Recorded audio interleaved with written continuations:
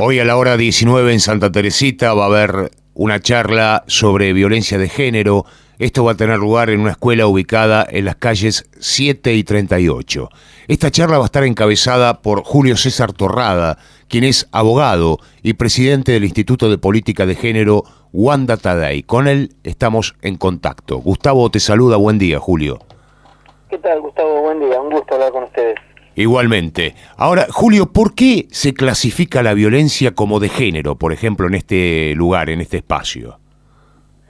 Bueno, porque precisamente nosotros, desde el lugar que trabajamos, nosotros lo que hacemos es hacer prevención, y si no logramos la prevención, la represión contra todo tipo de violencia contra la mujer, contra el género mujer. Seguramente me vas a preguntar lo que tantas veces me preguntan desde que hago charlas, que también hay hombres golpeados, seguramente, y los hay, pero nosotros de lo que vamos a hablar es y a sensibilizar es de todo aquel proceso que padece la mujer, aún mucho antes de los golpes, y que lamentablemente termina desencadenando en los frecuentes y recurrentes femicidios que tenemos en la Argentina.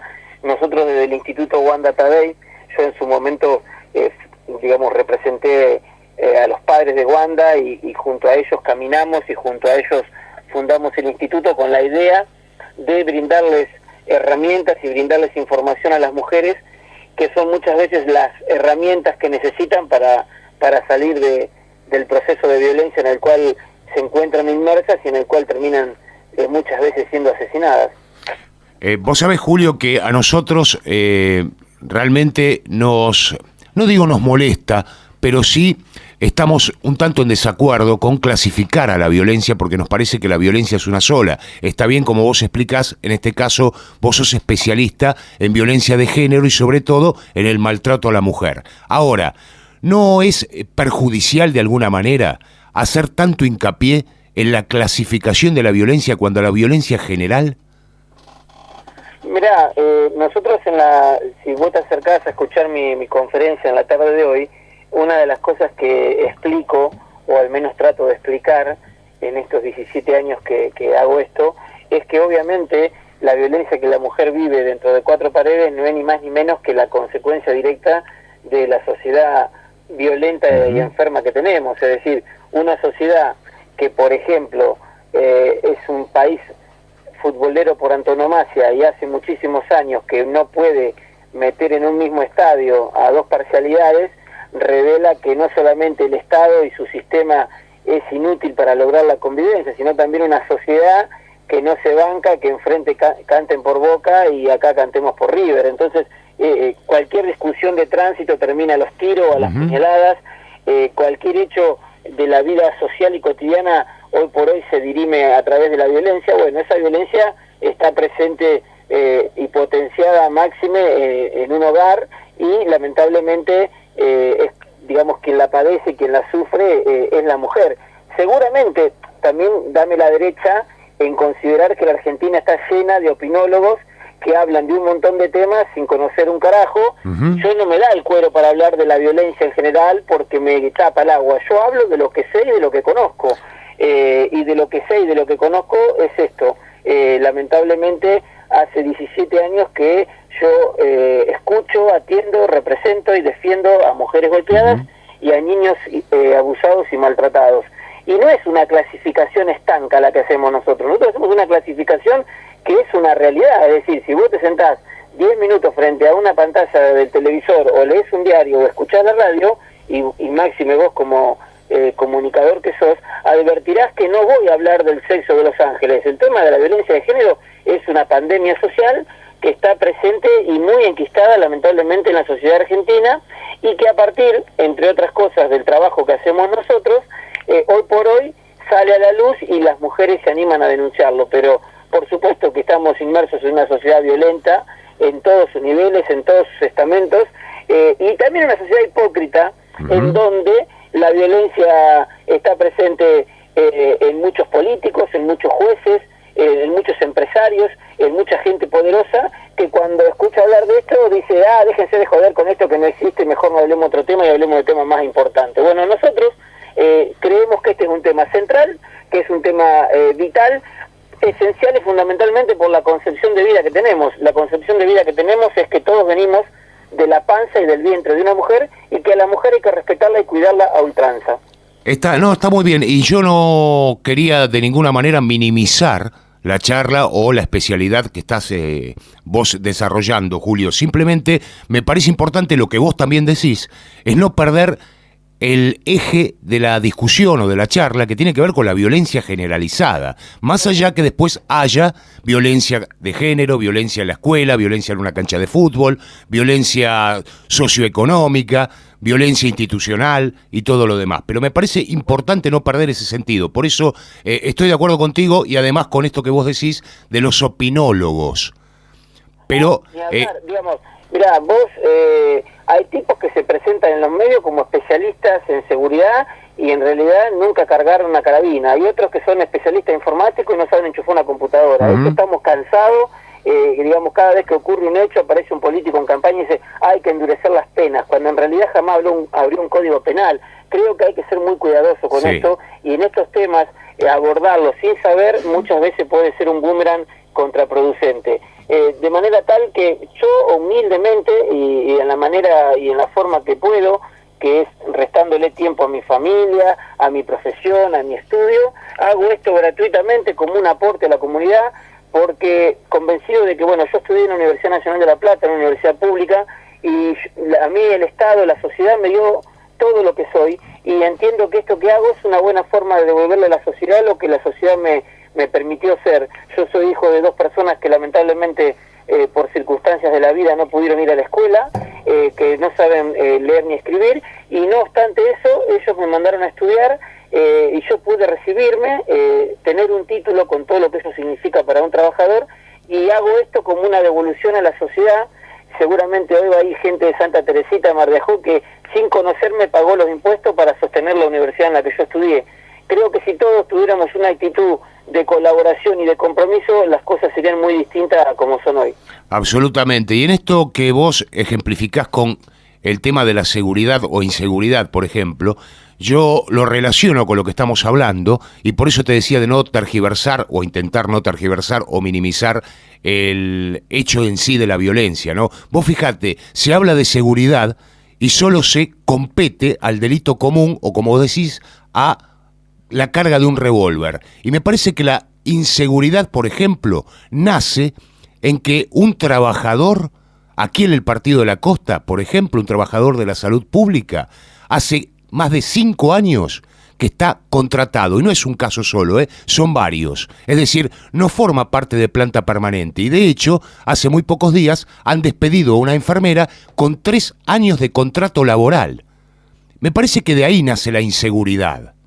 Y son precisamente los trabajadores de la salud los que están en la primer trinchera, porque cuando le pegan a una mujer o abusan a un nene, te lo digo con 17 años de experiencia en el lomo, son ellos quienes los reciben en los centros primarios de salud o en los hospitales, y detrás viene el violento, el abusador o el golpeador o el maltratador, y con el primero que se le agarra es con el enfermero o con el médico.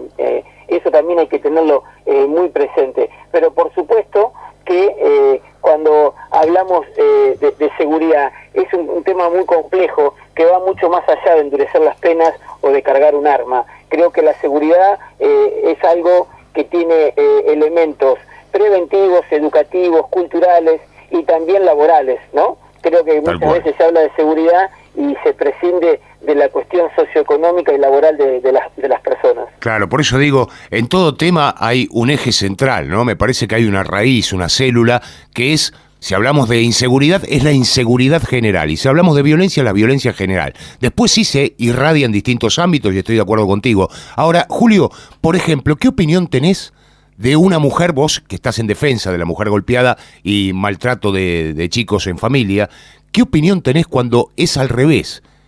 La víctima es el varón, víctima de una mujer. Bueno, mira, en primer lugar, no desconozco la existencia de mujeres que golpean y que inclusive han matado. De hecho, yo voy muy seguido a la unidad 52 de Azul, donde están muchas mujeres que han asesinado, digamos, si están detenidas ahí. Ocurre que el contexto en el cual han matado a esas mujeres ha sido, en la mayoría de los casos, legítima defensa, pero también hay casos que me ha tocado intervenir, como por ejemplo el de Matías Cuello, que en Pilar fue quemado por Florencia Trías, y bueno, yo lo defendí a Matías Cuello, que fue quemado vivo, y bueno, Florencia Trías está purgando una condena de 15 años de prisión. Es decir, yo no convalido la justicia de ninguna manera, ni bajo ninguna circunstancia. Yo soy una persona que pregona y prepugna que no haya violencia, ni siquiera la violencia verbal, ni la testimonial, ni la psicológica, ni la simbólica. Bueno, de ahí nace, ¿no es cierto? La violencia física desemboca precisamente a través de una violencia verbal o psicológica. Por supuesto, gran parte de la charla que hoy brindaré estriba y radica en hacerle ver a muchísimas mujeres, porque acá hay una realidad. La mujer, hasta cierto momento del proceso de violencia que ella vive, tiene una actitud negadora frente a la violencia. Ella dice, no doctor, yo te vengo a consultar porque mi marido no es un tipo violento, es un tipo bueno, es un tipo macanudo. Eso sí, me raja puteada de las 7 de la mañana hasta las 9 de la noche. ¿Qué es eso? Bueno, eso es lo que no sabe la mujer, es que está inmersa en un proceso y que la primer paliza, si es que ya no se la dieron, está esperándola a la vuelta a la esquina. Está bien, pero no habría que atender, perdóname, ¿no, Julio César? También las razones de ese hombre violento, que precisamente, en definitiva, somos todos violentos porque vivimos en una sociedad que está inmersa en la crueldad. La crueldad es la madre de la violencia. Bueno, mira, una de las cosas que nosotros planteamos y que todavía es una asignatura pendiente, nosotros, si bien es cierto que trabajamos en defensa de los derechos de la mujer y del niño, también es cierto que notamos una ausencia total del Estado en cuanto a la atención y la recuperación y la reinserción del violento. Es decir, mi trabajo es que no se le pegue a las mujeres, prevenirlo y si es necesario meterlos en cana, cosa que he hecho en muchísimos casos. Pero también es cierto que si el Estado a los violentos no tiene una política de contención y de reinserción y de reeducación, va a ser muy difícil que estas personas cambien su comportamiento cuando salgan de la cárcel y se vuelvan a relacionar con mujeres. Es decir, tenemos, así como el índice de reincidencia por parte de los violadores es muy alto, yo te puedo asegurar que el del golpeador es mucho más alto que el del violador, motivo por el cual creo que ahí el Estado también brilla por su ausencia al momento de tener una política de reinserción para los golpeadores. Ahora, ¿no sería quimérico suponer, Julio César, que el Estado va a reinsertar a una persona cualquiera para que deje de ser violento cuando en definitiva el que irradia la violencia, la crueldad, es el mismo Estado? No, por supuesto. En el esquema actual del Estado que tenemos sería pedirle peras al olmo. El Estado que tenemos es un Estado amorfo, fofo, ineficiente, que no está presente. Esta historia de que el Estado está presente es mentira. Nosotros que estamos con las víctimas, el Estado está ausente no solamente para el delincuente, lo que es peor, está ausente al momento de ayudar y contener y representar a las víctimas. Mucho menos podemos pretender, vos imaginate que el patronato deliberado en la provincia de Buenos Aires, de 360 días que tiene el año, está de paro 200, el patronato deliberado es el que tiene que controlar a los asesinos, a los piratas del asfalto, a los que venden droga y después salen, los tiene que controlar y no los controla y por eso vuelven a delinquir, mucho menos va a controlar y va a reinsertar a los golpeadores. Eso sería una quimera, como bien decís vos, pero bueno, yo estoy hablando con una perspectiva de un Estado que realmente se ocupe de los temas que se tiene que ocupar y no desperdiciar energías y recursos en otras cosas que no son importantes.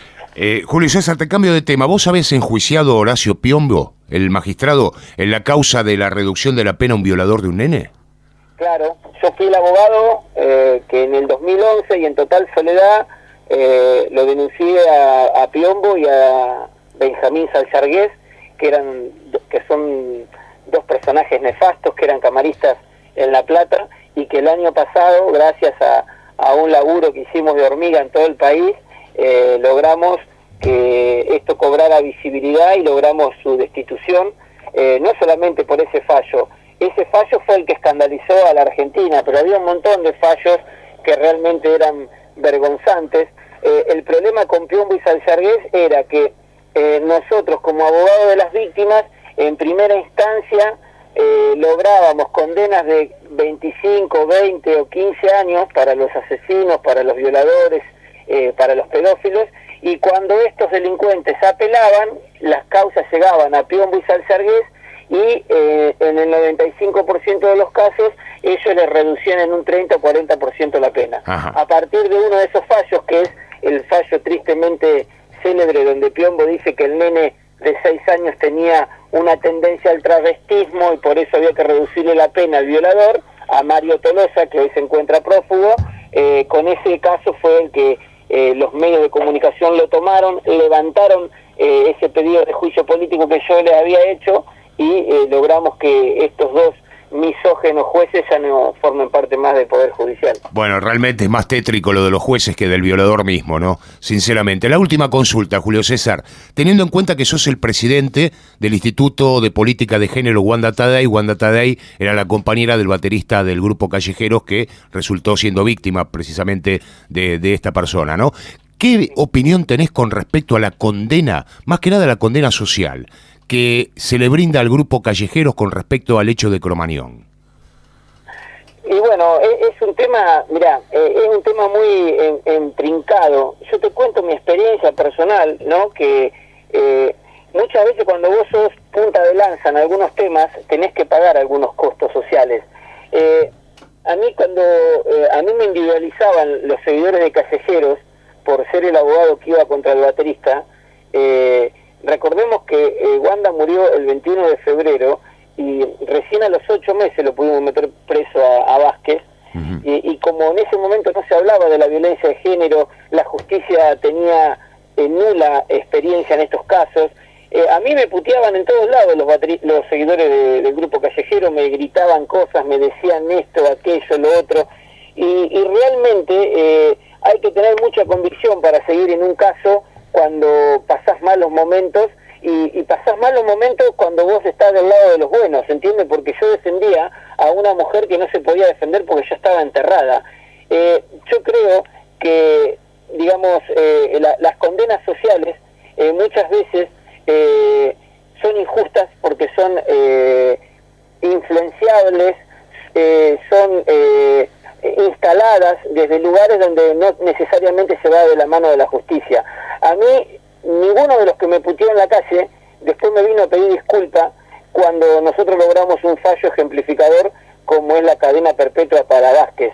Yo no estaba acusando a un perejil o a un inocente. Nosotros tuvimos que remar en el dulce de leche y contra el viento para meterlo en cana a Vázquez.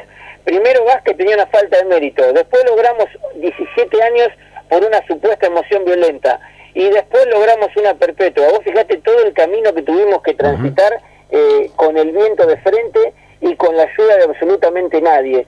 No obstante eso, nosotros con los padres de Wanda, lejos de buscar revancha, de buscar el ojo por ojo, decidimos crear este instituto porque nos dimos cuenta que Wanda tuvo la posibilidad de tener justicia porque los padres pudieron afrontar el proceso y pudieron afrontar las costas de un juicio, pero también sabemos, estimado amigo, que hay miles de mujeres que seguramente me están escuchando ahí en la costa, que las cagan a palo todos los días o 2 o 3 veces por la semana y no recurren a nadie porque no tienen dinero, uh-huh, porque no saben a dónde recurrir o tienen miedo de que el golpeador arregle todo con dinero.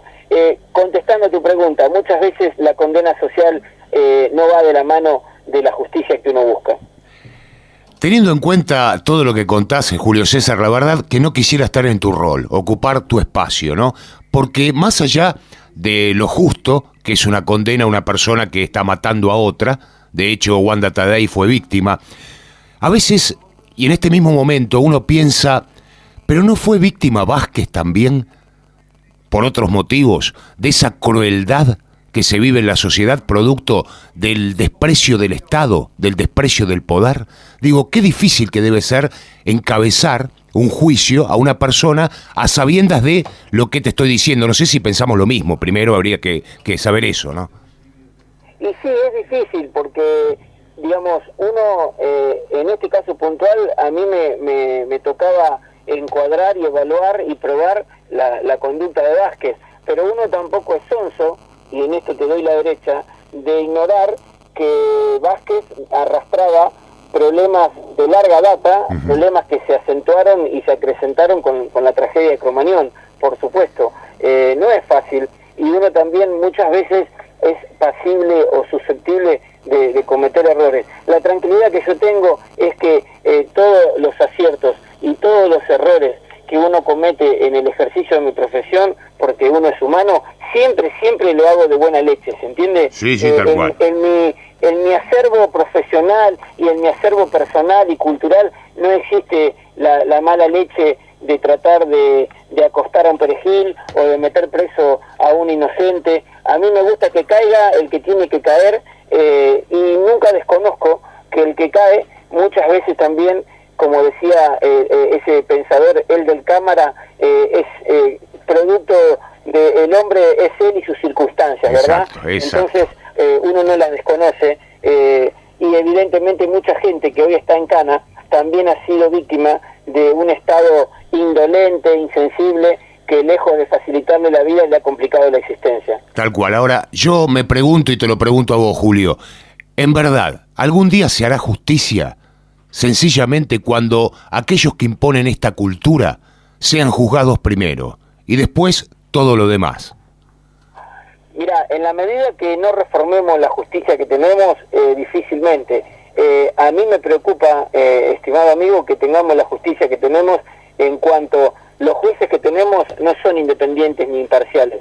Forman parte de una familia, forman parte de una corporación que solamente se mueve si les tocas el traste. Ayer fueron menemistas, luego fueron ultracristinistas, ahora son ultramacristas. ¿Y sabes qué? A mí eso, como hombre de la ley y del derecho, no me da ninguna tranquilidad. Sea menemista, sea quimerista, sea macrista, no me da ninguna tranquilidad. ¿Sabes por qué? Porque los jueces que tenemos van para el lado que sopla el viento, y eso a la gente de bien nos tiene que preocupar. Absolutamente de acuerdo. Creo que los jueces forman parte de ese poder de privilegio, esa concupiscencia que hay entre la justicia, el poder económico, el poder político, y así nos va. Por eso decía que me parece que hasta tanto no sean juzgados los responsables de la crueldad, todo va a ser injusto. Julio César, te mando un abrazo enorme, muchísimas gracias por el contacto, fue un placer charlar contigo.